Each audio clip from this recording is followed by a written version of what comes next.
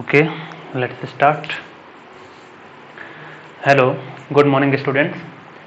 स्वागत है आप सभी का आज के लेक्चर नंबर 9 में। और आज अपना ये सेकंड लास्ट लेक्चर है इलास्टिसिटी चैप्टर का।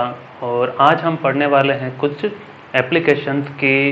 इलास्टिसिटी का रियल लाइफ एप्लीकेशंस कहाँ कहाँ है और कहाँ नहीं है वो तो नहीं पढ़ना है, कहाँ है वो पढ़ना है। ठीक है, तो एप्लीकेशंस जो हैं वैसे तो ये इंजीनियरिंग हो गया है ना, कि इंजीनियरिंग फील्ड के अंदर हम पढ़ते हैं कि किसी भी जो मटेरियल्स हैं, किसी भी कंसेप्ट्स को हमने जो पढ़े हैं वो एक्चुअल में कहाँ डील करते हैं इन ए ब्रॉड मैनर। ठीक है, लेकिन अपने 12th लेवल पर कुछ कुछ चीज़ें हमें एज ए इंट्रोडक्शन लेवल समझ लेना है कि हाँ ये ऐसे वर्कआउट करती है, ये ऐसे काम आती है। ठीक है, तो चलिए स्टार्ट करते हैं, शुरू किया जाए। ओके, पहला टॉपिक अपना आज का यही है और यही लास्ट टॉपिक है। ठीक है, applications of elastic behaviour of matter. कोई भी जो ऑब्जेक्ट है उसके इलास्टिक बिहेवियर को हमने जाना, समझा, पढ़ा, ठीक से जान लिया, लेकिन उसका यूज क्या है वो हम देखेंगे आज। ठीक है, पहला देखिए, वैसे तो there is a broad spectrum for the applications of the elastic behaviour of the matter, यानी कि बहुत सारे फील्ड हैं जहां पर ये यूज होता है। बेसिकली ये यूज होता है स्टूडेंट्स ब्रिज कंस्ट्रक्शन, है ना, ब्रिज कंस्ट्रक्शन। ठीक है, अब ब्रिज कंस्ट्रक्शन में मैं आपको एक छोटी सी बात समझा देता हूं कि जैसे हाईवे है, ये हाईवे का सड़क है, ये रोड है ना। चलिए, नीचे अगर रिवर क्रॉस हो रहा है, नीचे अगर रिवर क्रॉस हो रहा है, that means I have what I have done, मैंने एक ब्रिज दिखाया ऐसा जिसके ऊपर से ऐसा रोड पास आउट हो रहा है और नीचे जो है वाटर फ्लो करता है ना। देखा होगा आपने, जैसे हर जगह मिल जाता है, इसमें बताने वाली क्या बात है। ठीक, तो कई बार जो नीचे रिवर फ्लो हो रहा है उसके ऊपर हमने जो फ्लो बनाया है, उसके ऊपर जो हमने ब्रिज बनाया है, वहां पर हम देखते हैं कि ऐसा कुछ स्ट्रक्चर रहता है ना। ट्रेन में जब आप बैठे होंगे तो आपने ऐसा स्ट्रक्चर देखा होगा, आम बात है ये, है ना, मिलता है इस तरह से। ये स्टील स्ट्रक्चर होते हैं, मतलब ये स्टील का बना होगा या किसी भी मेटेलिक रोड का ये होता है मेंबर। ठीक है, तो ये जो मेंबर है स्टूडेंट, मेंबर का मतलब क्या है कि ये जो रोड है उसी को मैंने मेंबर कहा है। ठीक है, तो ये जो डिफरेंट डिफरेंट रोड्स हैं उनको हमने कहा है मेंबर कहा है। कौन से मेंबर क्या काम आ रहे हैं? ये जो मेंबर हैं स्ट्रक्चर के मेंबर है, यानी स्ट्रक्चर बनाने के काम आते हैं। स्ट्रक्चर क्या करता है कि जो उस पर लोड लग रहा है उसको क्या करता है, सस्टेन करता है। ठीक है, इतनी बात समझ में आती है। चलिए, मतलब सीधा सा था भाई, ब्रिज है, ब्रिज का जो कंस्ट्रक्शन हम करते हैं चारों ओर ऐसा लाइनिंग अरेंजमेंट होता है ना, वो क्या है, वो क्या करता है, लोड को सस्टेन करता है, डेट्स इट। चलिए, अब हमें यह पढ़ना है स्टूडेंट कि कोई भी जो ब्रिज बनता है उसके दोनों तरफ हर बार हम देखेंगे कि ऐसा स्ट्रक्चर जरूर बना होता है। यहाँ पर एक लोड लगा देते हैं, यहाँ पर भी एक स्ट्रक्चर, यहाँ भी एक बीम, यहाँ भी एक, यहाँ। ठीक है, मान लेते हैं सभी जो रोड है वो स्टील रोड है। क्या है? स्टील रोड है। ठीक है, और पूरा जो है क्या है, ब्रिज स्ट्रक्चर है। ठीक है, तो every steel rod here is considered as a beam. उसको हम क्या कहेंगे? बीम कहेंगे। ये इंजीनियरिंग में वर्ड यूज किया जाता है बीम। ठीक है, यहाँ पर केवल एज ए इंट्रोडक्शन आया है। ठीक है, तो बीम क्या है? एक स्ट्रक्चरल मेंबर है, इसी स्ट्रक्चर का क्या है, मेंबर है। तो चलिए, इतना समझ आया। अब देखिए, स्टार्ट करते हैं। ब्रॉड मैनर में एप्लीकेशन को समझने के लिए मैंने पहला एप्लीकेशन लिया है, that is the bending of a beam. ठीक है, चलिए, बीम क्या है वो पहला समझाया मैंने। ए बीम इज स्ट्रक्चरल मेंबर, किसी भी ब्रिज के स्ट्रक्चर का कोई भी एक मेंबर क्या है, which is use for bearing load, जो कि लोड को बेयर करने के लिए यूज किया जाता है। And it's typically use for resisting vertical load, ऊपर से जो लोड लग रहा है उसको क्या करता है, ये सस्टेन करता है, उसको कंपनसेट करता है। तो वही बात है, ये सड़क है, इधर से ब्रिज कंस्ट्रक्शन था, ये ब्रिज कंस्ट्रक्शन था। तो जब क्या होंगे, व्हीकल पास आउट होंगे, तो व्हीकल क्या लगा रहे हैं उसके ऊपर, वर्टिकल लोड। उन्हीं वर्टिकल लोड को सस्टेन करता है कौन, ये बीम स्ट्रक्चर। इतना समझ में आता है। अच्छा सा एग्जांपल एक और देते हैं कि अभी सर बात हजम नहीं हुई ठीक से। ठीक है, ये जो एग्जाम्पल बताया ना इसके बाद लिख लेना, इस डेफिनेशन के बाद, ठीक है। चलिए, जैसे आपके घर का एग्जाम्पल लें, घर में जो डेली लाइफ में आप यूज किए हों कि ये पोल है, ये लकड़ी का कोई खंबा है, ये भी लकड़ी का खंबा है, ठीक है। मतलब लकड़ी के 2 पीस लिए और ऐसे जमीन में फिट कर दिए, ये ग्राउंड है, ठीक है। अब मैंने क्या किया, दोनों के बीच में एक रस्सी लटकाई, दोनों के बीच में क्या किया, एक रस्सी जो रोप अरेंजमेंट है वो मैंने लटका दिया, ठीक है। तो ये हो गया रोप अरेंजमेंट। तो यहाँ पर ये जो रोप है वो क्या काम कर रहा है, इसको हम किसी भी यूज में ले सकते हैं। मान लो कपड़े सुखाने हैं तो कपड़े सुखाएंगे तो यहाँ ही सूखेंगे, इसके चारों दोनों तरफ। वो जो हमने क्लॉथ उस पर सुखाने के लिए डाले हैं वो क्या करेंगे, उसके ऊपर वर्टिकल लोड लगाएंगे, यानी कि किसकी तरह बिहेव करेगा, बीम की तरह। किसकी तरह, बीम की तरह। चलिए बात समझ में आई, यानी कपड़ा सुखाने वाला अरेंजमेंट भी आप एज ए एग्जाम्पल कंसिडर कर सकते हैं, ठीक। चलिए नाउ, तो कोई भी ब्रिज का स्ट्रक्चर स्टील रोड या किसी भी रोड से मिलकर बना होगा, मेटेलिक रोड से मिलकर बना होगा। उस मेटेलिक रोड या उस स्टील रोड को हम क्या कहते हैं, स्ट्रक्चरल मेंबर कहते हैं या फिर बीम कहा जाता है, ठीक है। इन शॉर्ट बीम ही कहेंगे, और बीम ही क्या है, स्ट्रक्चरल मेंबर है which is used for bearing the loads. Clear. अच्छा, इसके बाद लिखना कि सबसे सिंपल जो बीम होता है उसे कहते हैं सिंपली सपोर्टेड बीम। इसी के बाद लिखना, ठीक है, सिंपली सपोर्टेड बीम, जो कि मैंने बताया था अभी कपड़ा सुखाने वाला एग्जांपल, वैसा ही कुछ। क्या है, देखिए एसएसबी इन शॉर्ट लिखा है कि एक बीम है, ऐसे नीचे गिर जाएगी, ऐसे लटका दिया तो सपोर्ट चाहिए उसे, ठीक है। ये 2 सपोर्ट, तो ये क्या है, simply supported beam, simply supported beam, ठीक है। पूरा सिस्टम क्या है, सिंपली सपोर्टेड बीम। ये एग्जांपल हुआ कि हाँ ऐसा होता है। चलिए अब आगे बढ़ते हैं।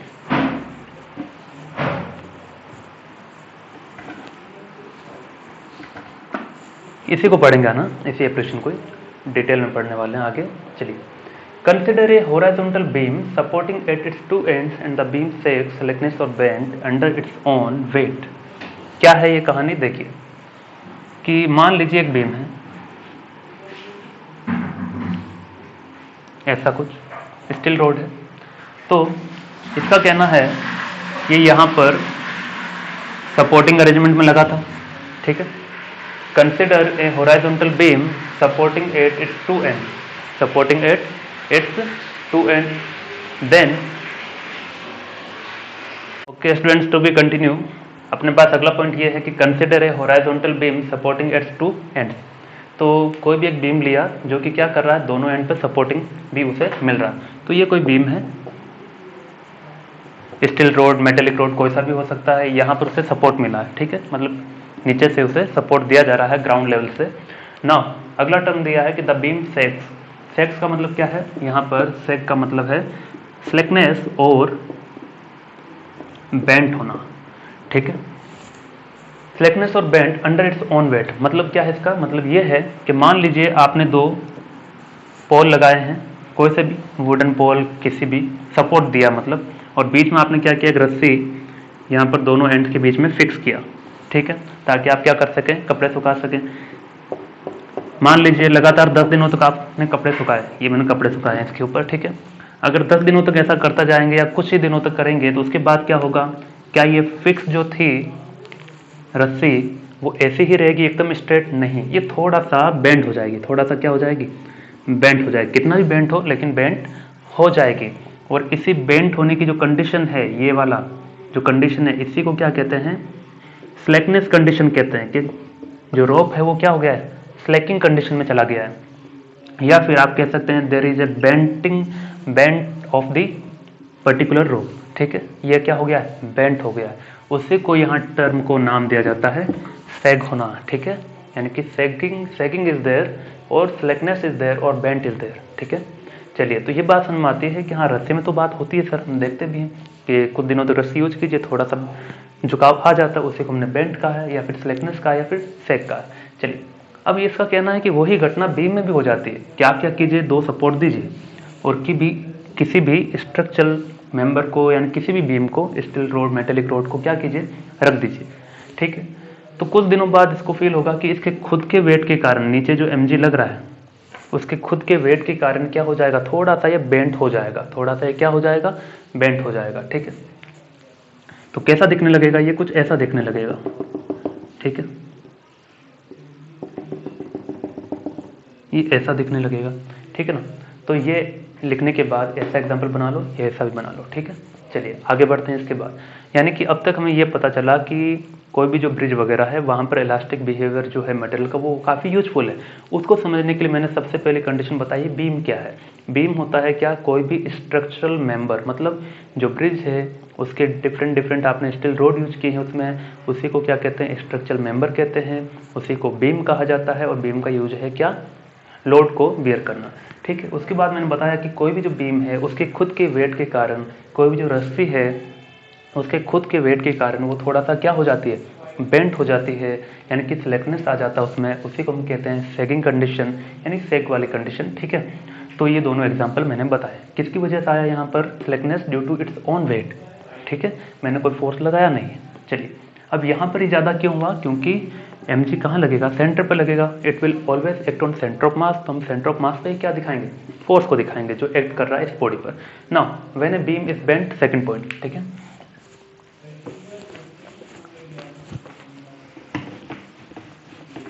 Okay, when a beam is bent both compression strain as well as extension strain is produce. इसके बाद एक एग्जांपल लिखना, ये वाला, इसका मतलब भी समझा देते हैं।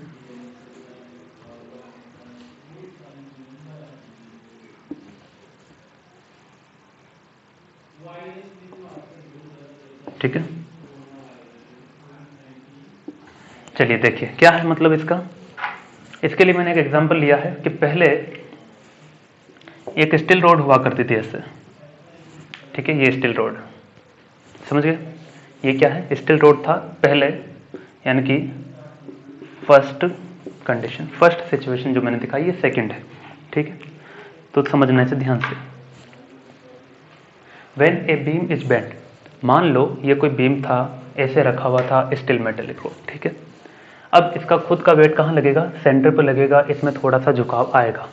ठीक है, रियलिटी में तो आएगा ही, अब ये तो स्टील है नहीं, कैसे होगा, है ना। तो वो मैं बेंटिंग करके दिखाता हूँ, उसका बेंड जो आएगा वो करके दिखाता हूँ। ऐसा ही झुकेगा ये कुछ, है ना, कुछ ऐसा ही झुकेगा।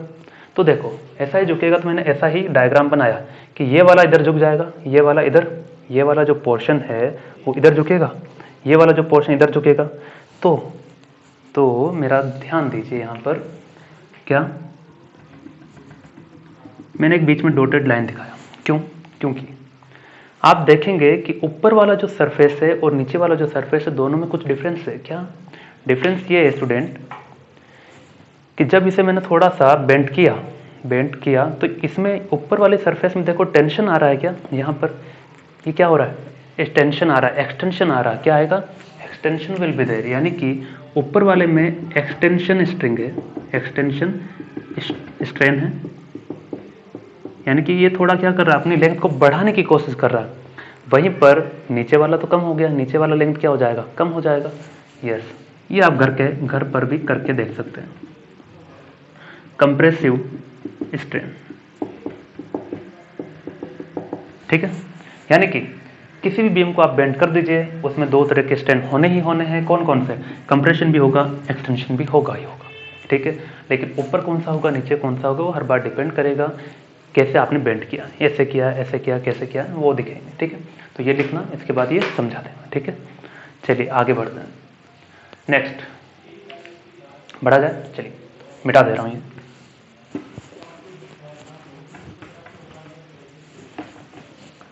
अब अगला पॉइंट क्या है, इन आवर केस क्या है, मतलब अपने केस में ये है, हमने उसे कुछ बेंड ऐसा किया है,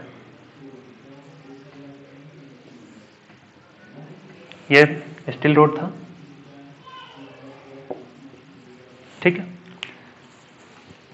बस कुछ नहीं, अलग दिखाया है और कुछ नहीं। ठीक है, इन आवर केस मैंने इसे ऐसे बेंड किया, तो अब टेंशन में कौन आ रहा है, नीचे वाला सरफेस कहाँ आएगा, टेंशन में ऊपर वाला क्या आएगा, कंप्रेशन में। You can feel that. ठीक है, उसमें कोई नई वाली बात नहीं। एक और देखिए, ये मेटेलिक रोड था, ठीक है, ये मेटेलिक रोड, स्टील रोड, इसको मैंने ऐसे खींचा, इसको ऐसे खींचा, ये जो है क्या आ गया, टेंशन में आएगा, नीचे वाला सरफेस ऊपर किस में आ गया, कंप्रेशन में, है ना। तो इसको मैंने ऐसे बेंड किया,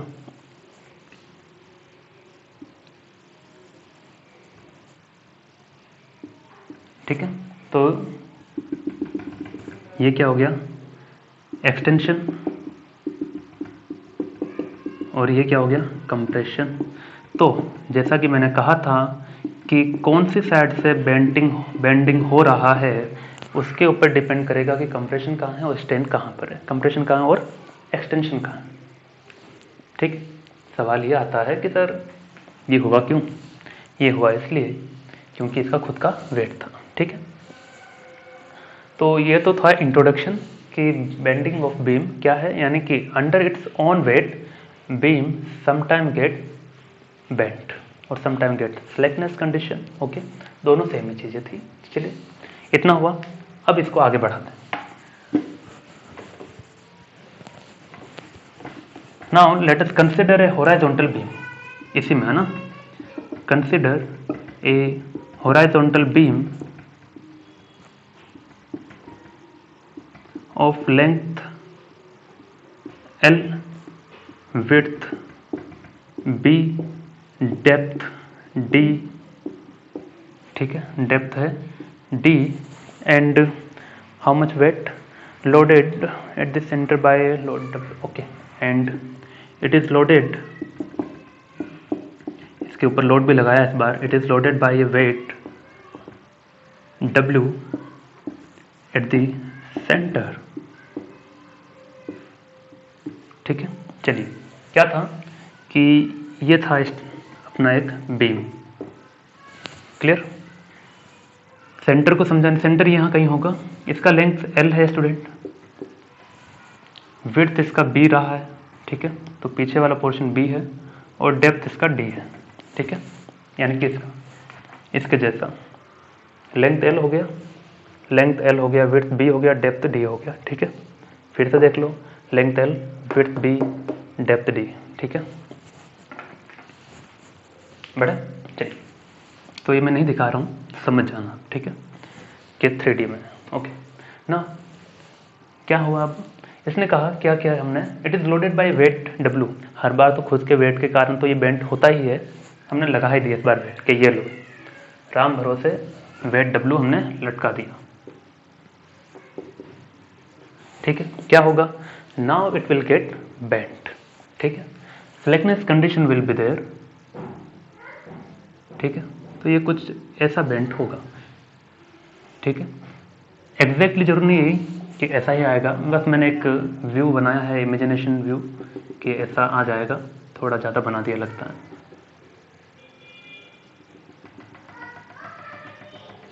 ठीक है,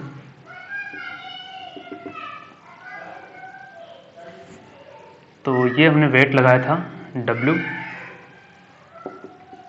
ठीक है, इनिशियली ये था, जो डॉटेड लाइन में नहीं है वो इनिशियल रोड है, फिर जो डॉटेड लाइन में बनाया है वो फाइनल उसका कंडीशन है।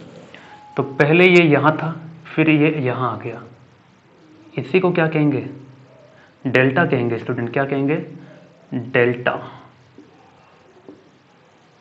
और डेल्टा को ही कहा जाता है क्या, सेग, यानी कि स्लेकनेस कितना आया है। Then the bending of the beam, then the sag और डेल्टा, सेग कहिए या फिर बेंडिंग कहिए, दोनों ही बातें सेम है। ठीक है, और you can write bending of beam is given by, direct relation है, कोई डेरिवेशन नहीं है, is given by delta is equal to W, जो वेट हमने लटकाया है, लेंथ जो L है उसका क्यूब, B जो विड्थ है, डेप्थ की पावर 4, एंड Y क्या है, Y is here Young's modulus.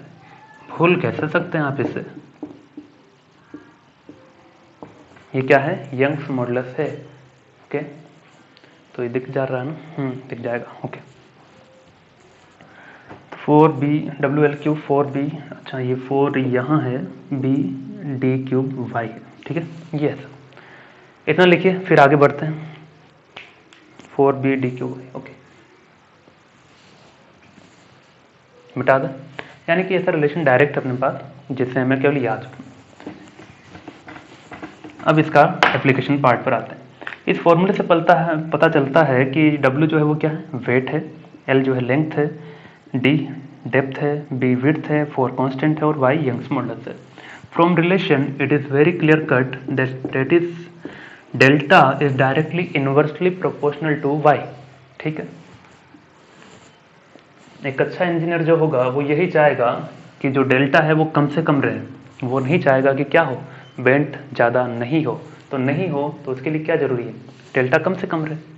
So delta को अगर कम से कम करना है, फॉर डेल्टा लेसर देन और वेरी वेरी लेस, ठीक है, y should be greater than और y शुड बी हायर। ठीक है, सीधा सा है कि अगर डेल्टा को कम से कम रखना है तो y को ज़्यादा से ज़्यादा रखना होगा, इसे कम रखना है इसे ज़्यादा रखना होगा। ठीक है, इसे कम क्यों रखना चाहते हैं, क्योंकि हम नहीं चाहते बेंट ज़्यादा हो। चलिए, तो ज़्यादा नहीं हो इसलिए यंग्स मॉडुलस ज़्यादा होना चाहिए, इसीलिए अब आपका यहाँ पर answer, that's why we use the metal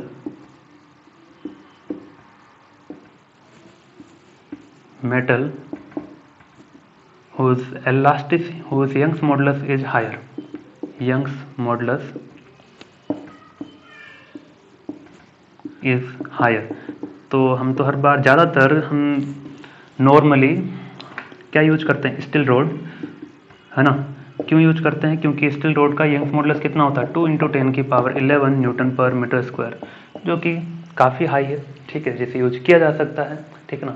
तो यही कारण है कि हम स्टील रोड यूज करते हैं। इससे भी ज़्यादा वाली हो सकती है इलास्टिसिटी, यंग्स मॉडुलस ज़्यादा हो सकता है, जैसे आइवरी बॉल था उसका ज़्यादा होता है ना।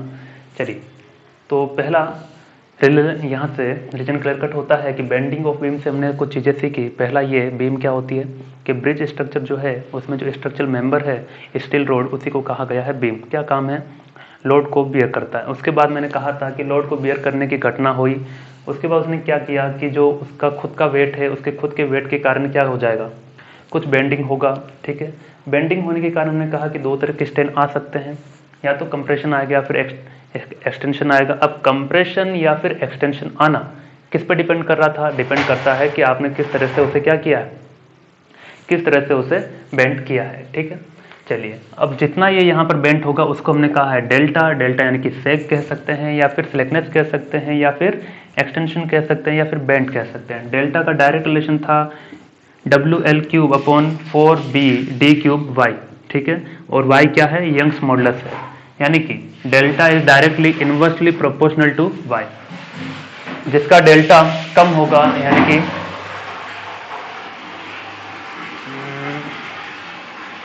टू बी कंटिन्यू,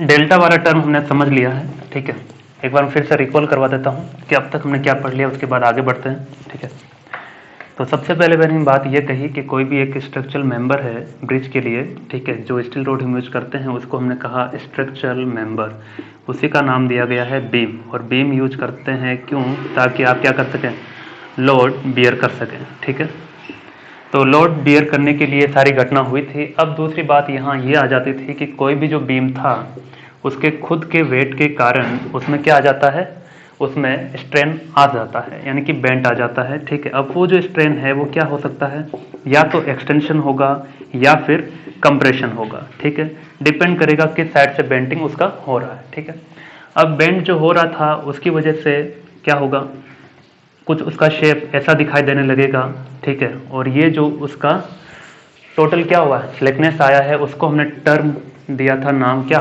डेल्टा, जिसको और एक नाम दिया गया है क्या, सेग। ठीक है, फिर देखा गया कि जो डेल्टा वाला टर्म है इज डायरेक्टली प्रोपोर्शनल टू और is directly equal to WL³/4BD³ y।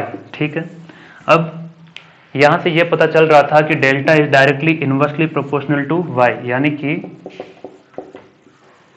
Delta को मुझे कम से कम रखना है, क्योंकि मैं नहीं चाहता कि बेंट ज़्यादा हो या स्लेकनेस ज़्यादा हो। तो मैंने क्या किया, y ज़्यादा कर दिया। इसीलिए स्टील रोड यूज करते हैं, क्योंकि उसका यंग्स मॉडुलस क्या होता है, y × 2 so y equal to 2 into 10⁻11 newton per metre square. ठीक है, अब अगला सवाल ये है सर कि जब y को हम इंक्रीज कर सकते हैं तो ये भी तो काम कर सकते हैं कि delta is inversely proportional to b और d की पावर क्यूब। अगर इसे बढ़ा दिया तब भी तो कम हो जाएगा। हाँ सही कहा, यानी कि अगर आपने जो रोड लिया है उसका विड्थ भी कम कर दिया है तब भी क्या होगा, डेल्टा कम ही होगा। अगर आपने डेप्थ भी बढ़ा दिया है, डेप्थ भी बढ़ा दिया तब भी डेल्टा क्या होगा, कम होगा। यानी कि विड्थ बढ़ा दो, डेप्थ बढ़ा दो तो डेल्टा और कम हो जाएगा। क्या बढ़ा देंगे, विड्थ और डेप्थ बढ़ा दो तो डेल्टा और कम हो जाएगा, और लेंथ कम कर दो तो डेल्टा कम हो जाएगा। सही है, चलिए अब क्या करेंगे, अगला ये था स्टूडेंट इसमें कि ब्रिज के बारे में बात समझ में आती है। ठीक है, अभी हमने देखा था कि जो बीम था उसके सेंटर पर हमने लोड W एक्ट करवाया था। ठीक है, और धीरे धीरे ये बेंट हुआ, और बेंट होने के बाद ये कुछ ऐसा दिखने लगा। ठीक है, इसी को हमने कहा था डेल्टा, और ये यहाँ तो एक्ट कर रहा है W फोर्स। ठीक है, अब इसमें ये घटना है, क्या है घटना, इसे थोड़ा ठीक से बनाते हैं। ठीक है, इसमें बात ये है स्टूडेंट कि जब सेंटर पर फोर्स लग रहा है, सेंटर पर जब फोर्स लगे और तब जो स्लेकनेस वाली कंडीशन आती है, then it is known as a buckling of a beam. Buckling of a beam when force is act on a centre, when a load is act on a centre. जब भी centre पर आप कोई load लगा देते हैं तब जो बेंट होता है उसे क्या कहते हैं, बकलिंग। क्या कहते हैं, बकलिंग। काफी वास्ट टॉपिक है, जब आप सिविल इंजीनियरिंग पढ़ेंगे तब। ठीक है, अब ये आती है बात कि जब बकलिंग हो जाए, यानी कि सेंटर पर लग जाए तो बकलिंग हो जाती है, और बकलिंग को हम नहीं चाहते इनकॉर्पोरेट करना, उसे अवॉइड करना चाहते हैं। ठीक है, to avoid buckling we use beam और बार ऑफ क्रॉस सेक्शन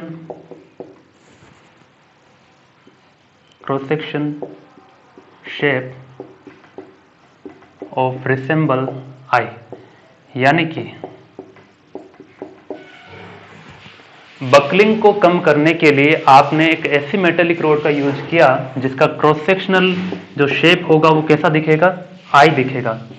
कैसा दिखेगा, आई दिखेगा। कैसा दिखेगा, आई। देखो यहां पर ये एक लाइन, ये एक लाइन, और ये बीच में क्या, आई। यानी कि आप मान सकते हो ये कैसा है, आई जैसा क्रॉस सेक्शन है, यानी कि ऐसा दिखेगा, ऐसा दिखेगा। ठीक है, अब इसका एक और एग्जांपल आपको बताता हूं। ठीक है, सो टू अवॉइड बकलिंग हम क्या करते हैं, आई शेप का बीम या बार यूज करते हैं। अब आपने रेलवे ट्रैक की बात करते हैं। ठीक है, रेलवे ट्रैक में क्या है कि दोनों तरफ क्या है, ये ट्रैक लगे हुए हैं। ठीक है, बीच में ये मेटेलिक रोड हम रखते हैं। ठीक है, रखते हैं। चलिए, अब मैंने क्या किया, ट्रेन आ रही है, ट्रेन आ रही है, धक धक करते हुए ये आ चुकी। चलिए, ट्रेन आ गई, ट्रेन आ गई है तो मैंने क्या किया कि जैसे ही ट्रेन यहाँ पहुंचेगी इसके ऊपर लोड लगेगा, इसके ऊपर लोड लगेगा। हम देखते हैं कई बार हम फील भी करते हैं कि थोड़ा सा ही नीचे झुकेगी, क्योंकि इसके ऊपर ट्रेन का वर्टिकल लोड लगेगा, ये थोड़ा सा नीचे झुकेगी, है ना। जैसे ट्रेन आई, ये थोड़ा सा नीचे झुका तो क्या होगा। Okay students, to be continue. यहां तक हमने पढ़ लिया था बकलिंग ऑफ ए बीम। ठीक है, तो इसके बाद मैंने वो ट्रेन वाला एग्जांपल लिया था, उसको फिर से कंसिडर करते हैं। देखिए क्या है, ये था कि ट्रेन के दो ट्रैक दिखाए थे, इसमें बीच में क्या था, ये मेटेलिक रोड जो यहाँ पर ऐसे। ठीक है, मान लीजिए इधर से ट्रेन आ रही है,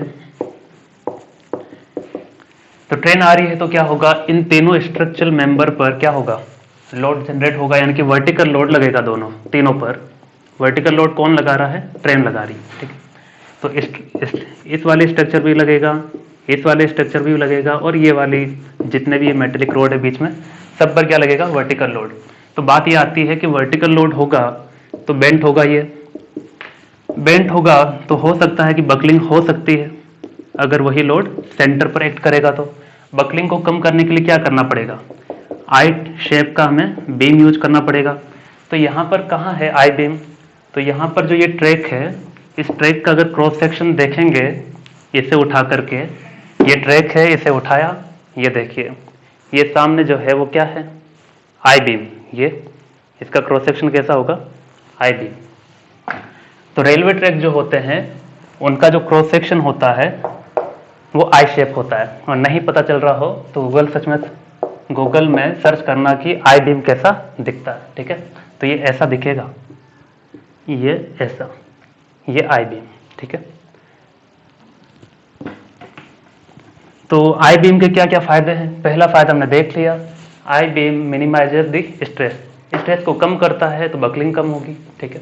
दूसरा, I beam has a large load bearing surface, ज़्यादा से ज़्यादा लोड को क्या कर सकता है, ये सस्टेन कर सकता है और बकलिंग को भी कम करेगा। चलिए तीसरा, loads of material is saved because of I beam, अगर आई बीम आपके पास है तो आप मटेरियल को बचा भी पा रहे हैं, ठीक है। तो इसके अलावा कौन सी बीम हमने पढ़ ली थी, एक था ये रेक्टेंगुलर बीम था, तो जो बेनिफिशियल है वो कौन सा है, आई बीम, तो ये कहते हैं इसे क्या, रेक्टेंगुलर बीम, और ये होगा आपका आई बीम जिसका यूज हम रेलवे ट्रैक में करते हैं, ब्रिज स्ट्रक्चर जो होता है वहां करते हैं, ठीक है। तो इतना लिखिए, फिर आगे बढ़ते हैं कि कौन कौन से जो फैक्टर हैं जो अफेक्ट कर सकते हैं इलास्टिसिटी को, ठीक है। सो factors which can affect the elasticity, वो अपना अगला टॉपिक है।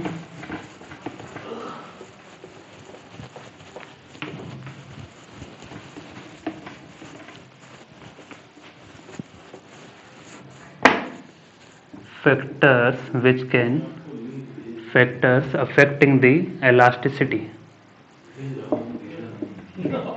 इलास्टिसिटी को कौन कौन इफेक्ट दे सकता है।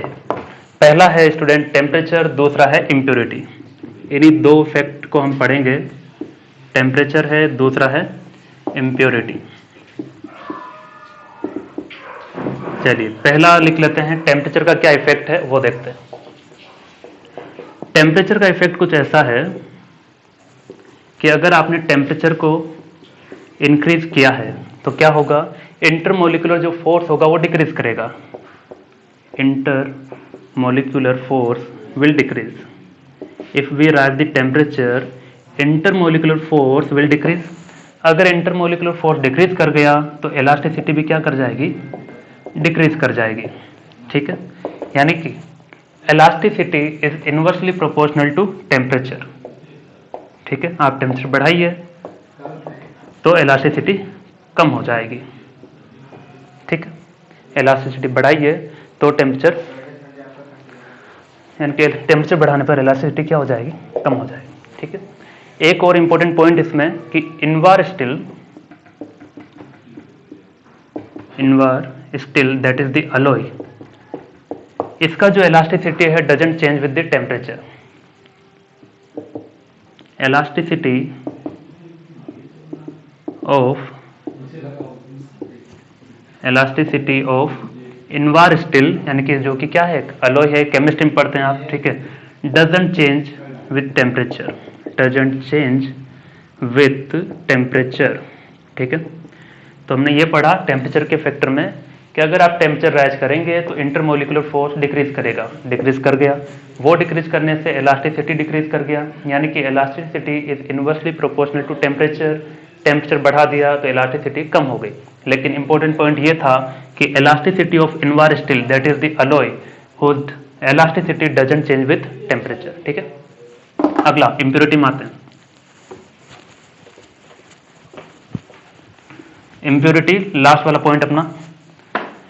तो इंप्योरिटी में क्या होगा कि सोल्यूबल इंप्योरिटी हो सकती है या फिर अनसोल्यूबल हो सकती है। तो depending on the impurity, depending on the impurity, type of impurity, elasticity will increase or decrease, यानी कि किस टाइप का आपने impurity ऐड किया है उस impurity के डिपेंडेंसी पर जो elasticity है इंक्रीज या फिर डिक्रीज होगा। तो सिंपली ये लिखेंगे, depending on type of the impurity elasticity will increase or decrease, will increase or decrease। तो इसी के साथ हमने इलास्टिसिटी चैप्टर के जितने भी थ्योरेटिकल पॉइंट्स है, जितने भी कंसेप्ट थे, सब कुछ खत्म कर दिए हैं। नेक्स्ट लेक्चर में हम प्रॉब्लम सेशन रखेंगे इसी का, जिसमें 10 से 15 न्यूमेरिकल करेंगे। ठीक है, टाटा। बाय।